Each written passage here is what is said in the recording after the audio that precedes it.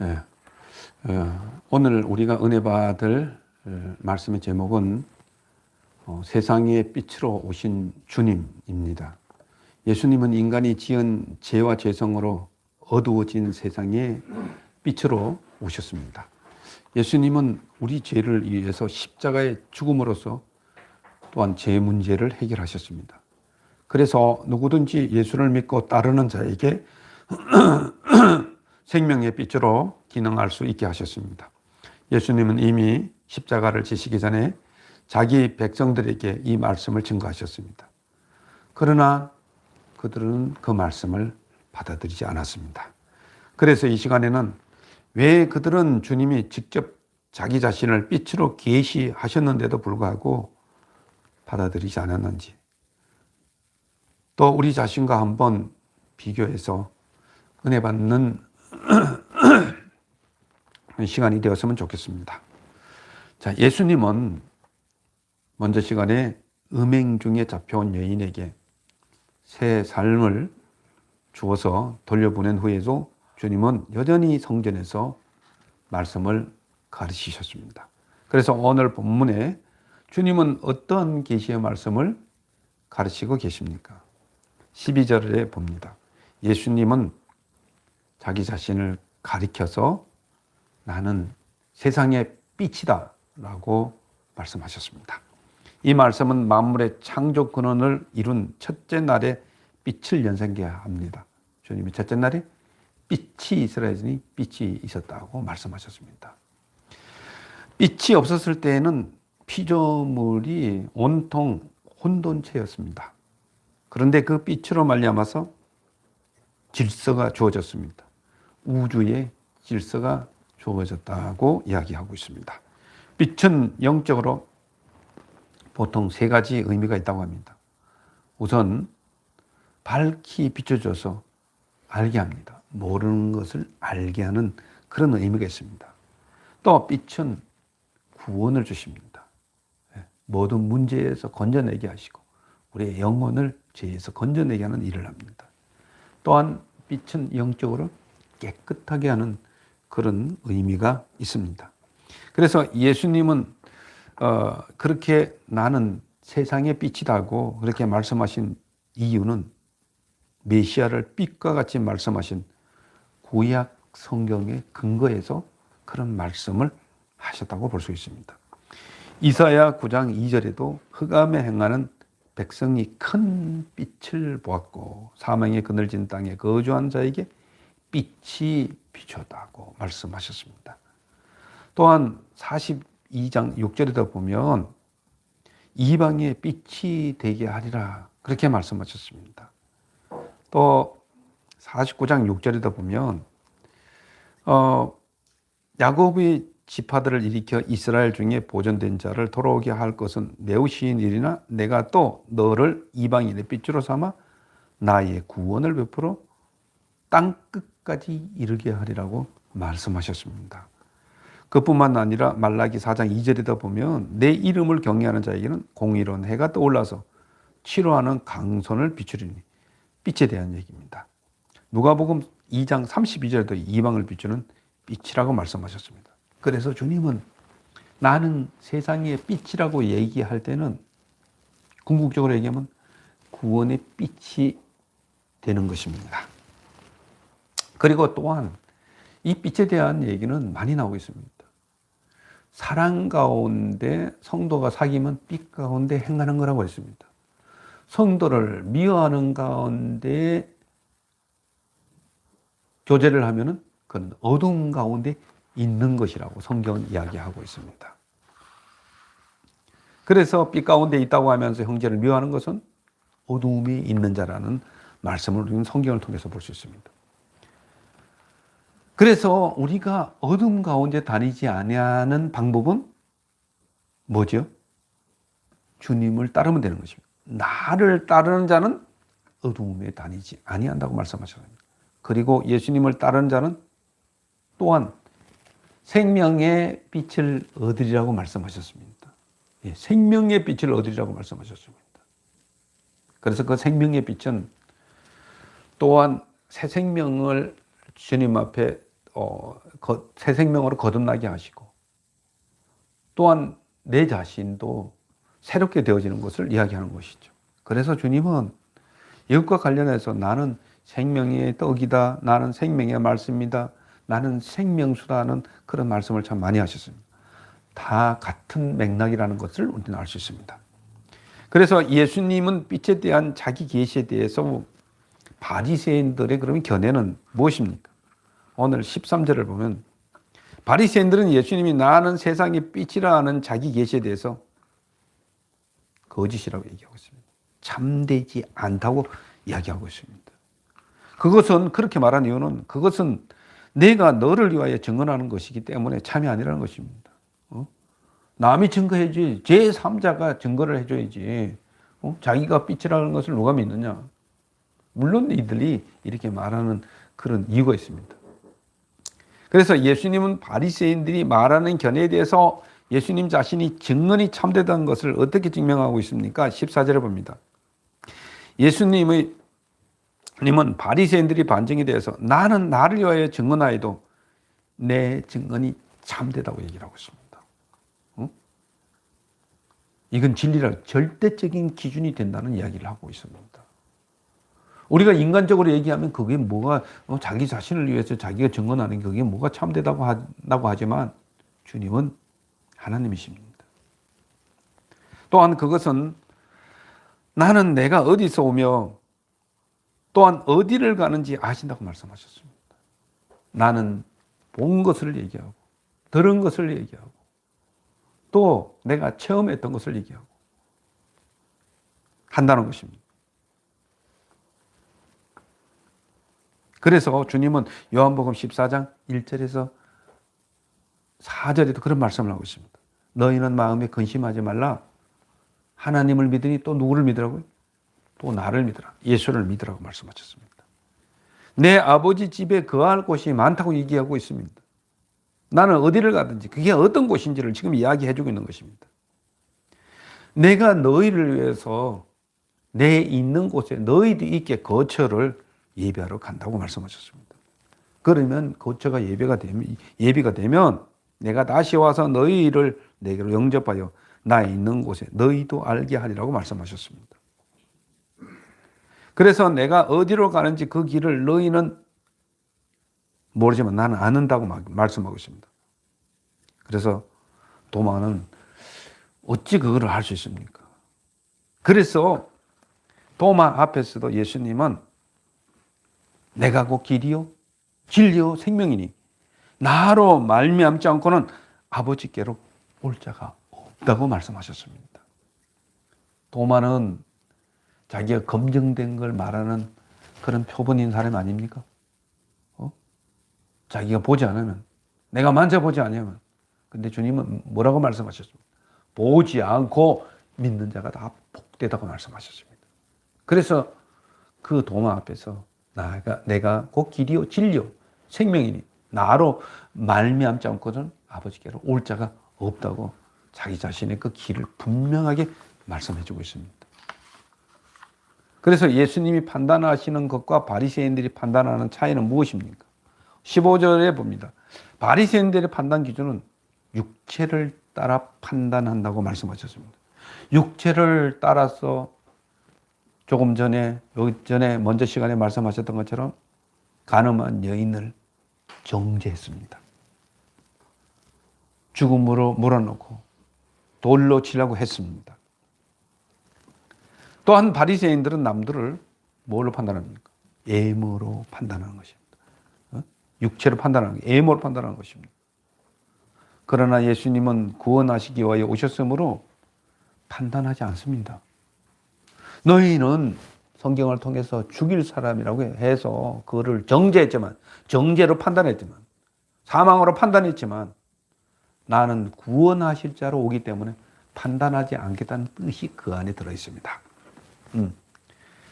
그래서 그는 누구든지 그때에 판단할 필요가 없는 것입니다. 모든 사람이 죄인인 것은 일반인데 그들을 구원하시기 위한 그 예수님이 그들을 심판할 이유가 뭐가 있냐? 심판할 이유가 없는 것입니다. 그래서 주님이 이 땅에 초림으로 오신 것은 인간을 구원하시기 오셨습니다.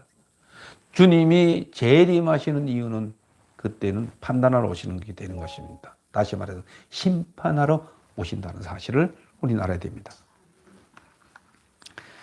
그래서 그 증거는 그와 및 그를 보내신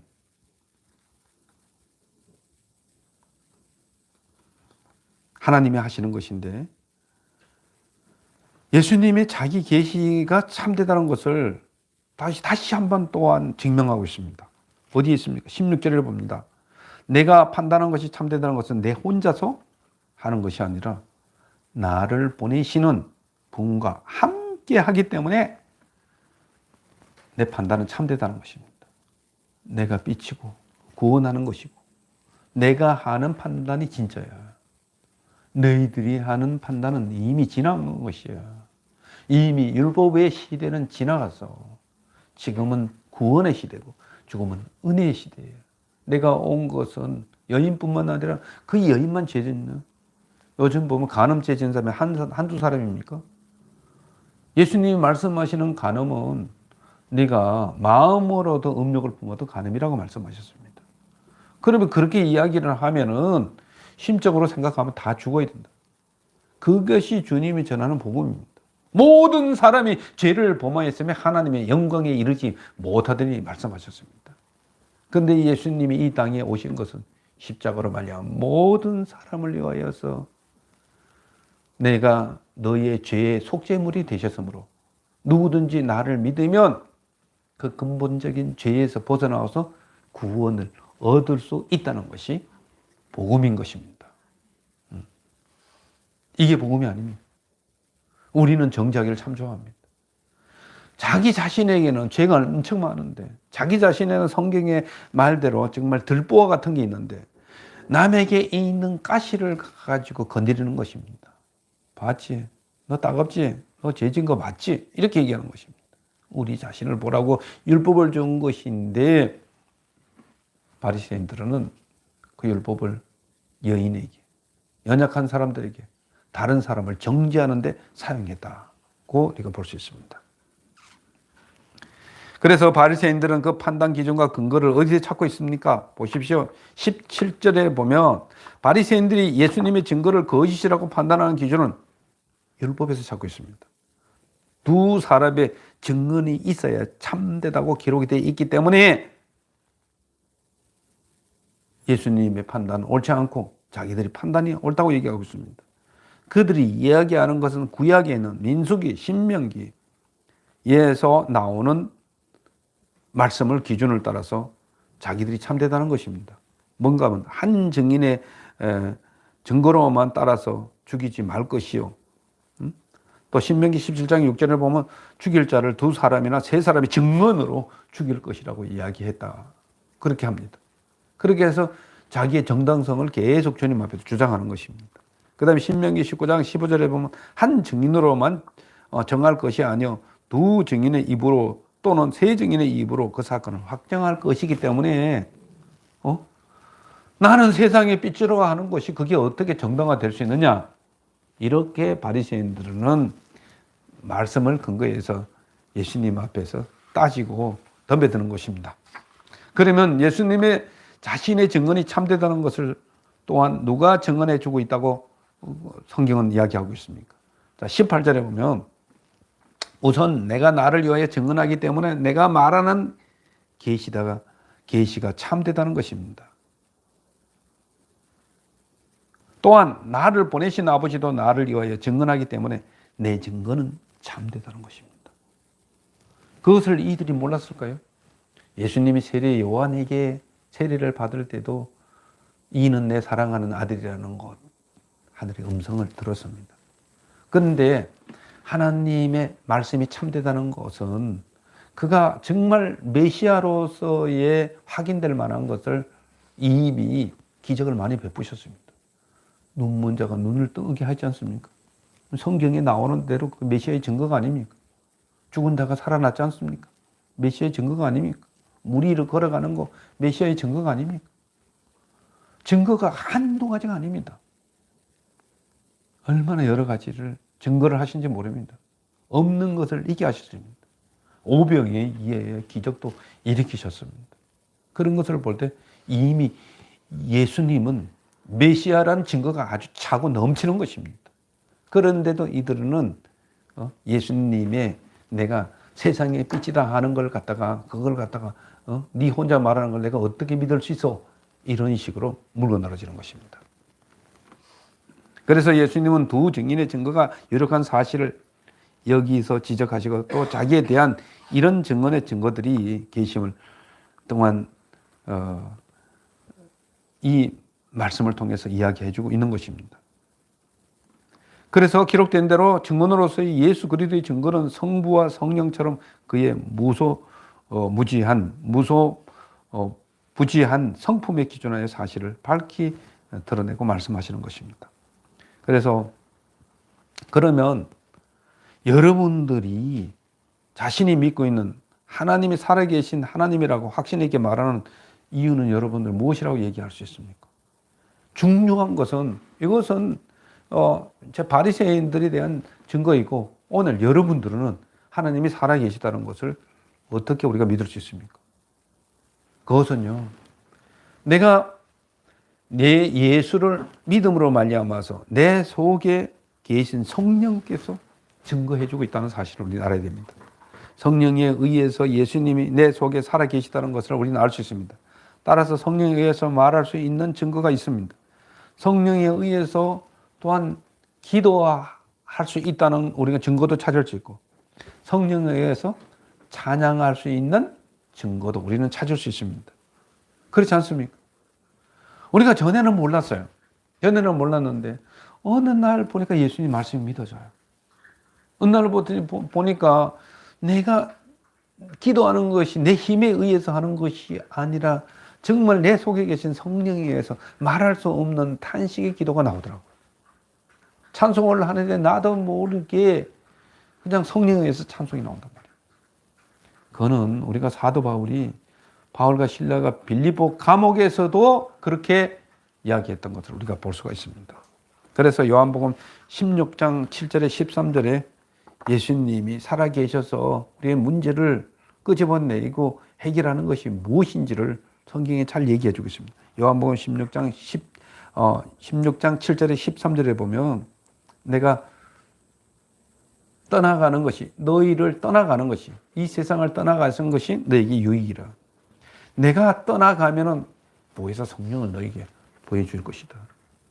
너희가 예수 믿고 성령을 받으면 그 성령이 들어와서 뭐에 대해서 얘기한다고요? 진짜 죄가 무엇인지를 가르쳐 주시고 진짜로 의의가 무엇인지도 가르쳐 주고 진짜 우리 속에 심판이 무엇인지를 가르쳐 준다. 그 얘기를 하고 있습니다. 그래서 요한복음 16장 13절에는요. 진리의 성령이 오시면 그가 너희를 모든 진리 가운데로 인도하시리니 그가 스스로 말하지 않고 오직 들은 것을 말하면 장래일을 너희에게 알리리라 고 말씀하셨습니다. 예수님이 실질적으로 이 사역을 하시고 그것을 똑같이 예수 믿는 분들에게 너희가 성령이 임하면 너희가 진리 가운데로 한 걸음 진리의 빛 가운데로 한 걸음 한 걸음 인도함을 받는다는 것을 알 수 있습니다. 그래서 그것을 어떻게 우리가 실험할 수 있습니까? 하나님 말씀을 우리가 묵상해 보면 알 수가 있습니다. 여호와는 나의 목자시니 내게 부족함이 없으라. 그가 나를 푸른 초장에 누이시며 실만한 물가로 인도하시는도다. 우리가 그 말씀이 우리 깊숙이 새겨질 때에는요, 우리 속에 얼마나 평안이 있는지 몰라요. 얼마나 기쁨이 있는지 몰라요.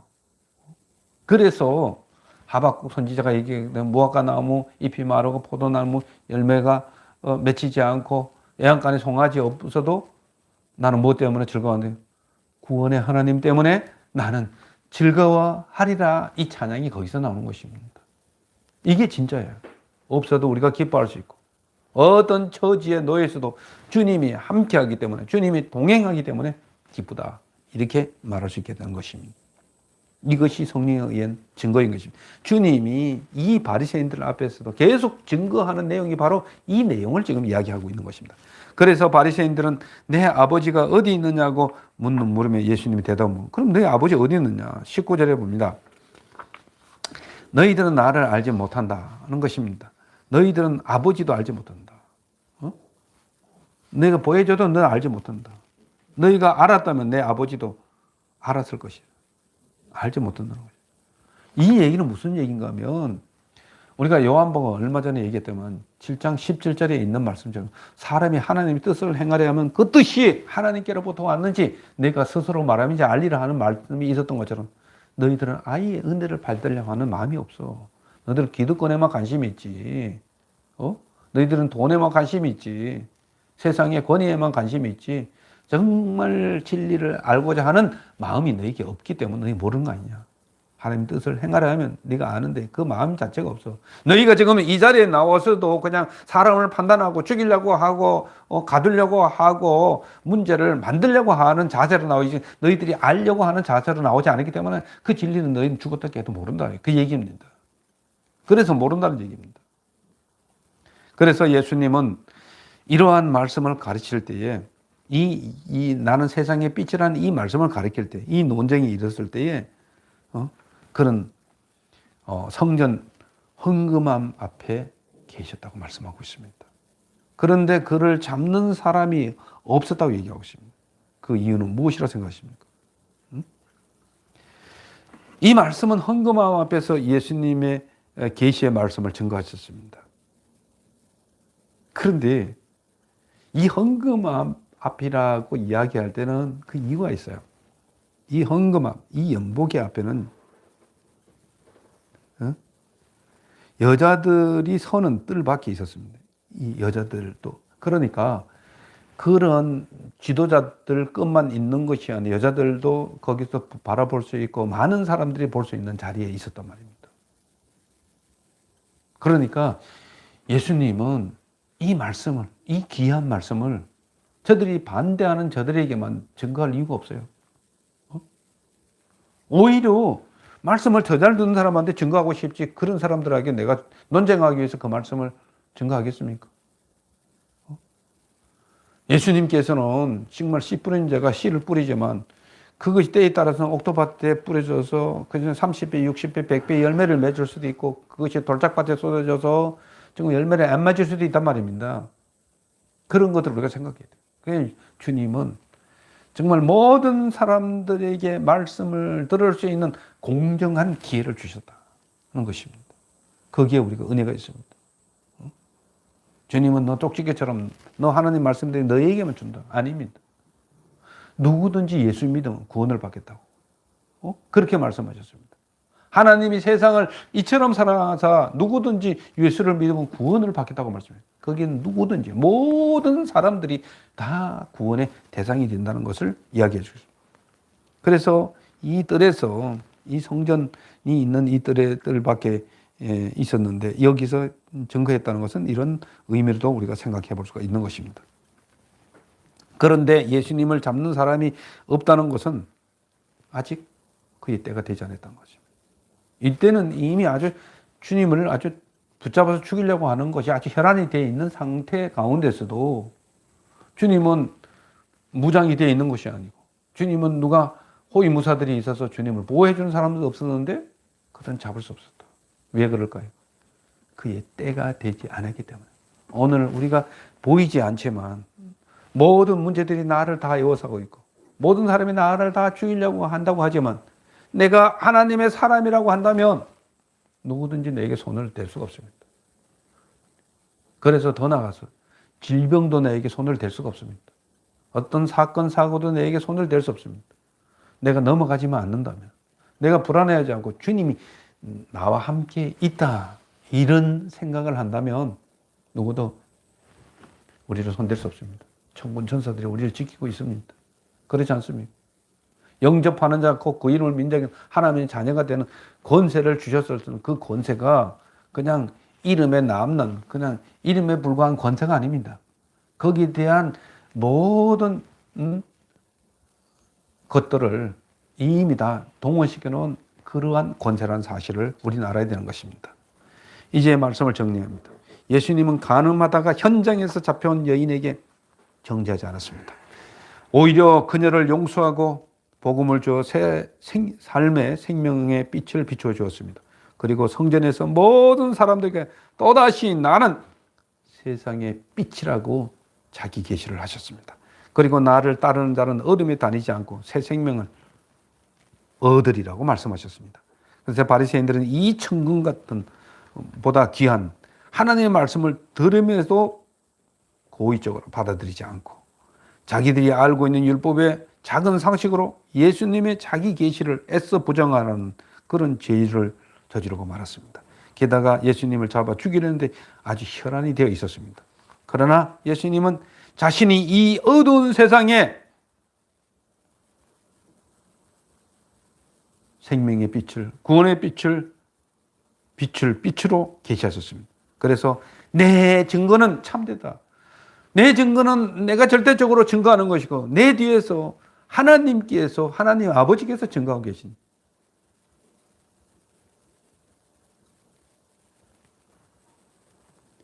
이 주님이, 이 빛으로 오신 주님이 여러분들 속에 성령으로 살아계십니다. 요한일서 4장 4절을 읽고 마치겠습니다. 자녀들아 너희는 하나님께 속하였고 또 그들을 이겼나니 이는 너희 안에 계신 이가 세상에 있는 자보다 크심이라 말씀하셨습니다. 기도하겠습니다.